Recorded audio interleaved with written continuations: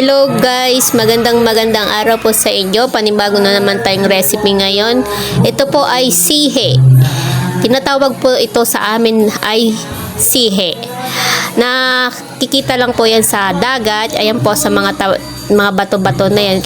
Kinukuha lang po yan, nakadikit lang po yan dyan. Ayan guys, tingnan nyo. Mapupuno ng ating lagayan dyan. Ayan guys, napakarami pa natin kukunin sa mga bato.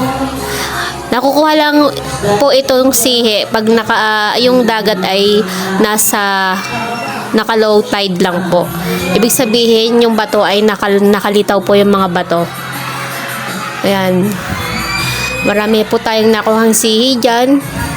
Pagkatapos po natin kuhanin, mahugasan na po natin yan ng maayos. Ayan po, inuhugasan na natin ng maayos.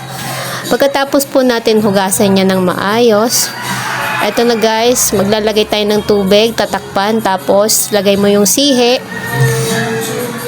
Sa kumukulong tubig, ilagay yung sihe, tapos halo-haluin, tapos lagyan mo ng tanglad, tapos sibuyas at bawang, bell pepper, tsaka dahon ng sibuyas.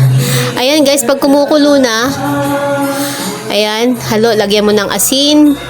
Siyempre, lagyan mo ng sangkap, pampalasa.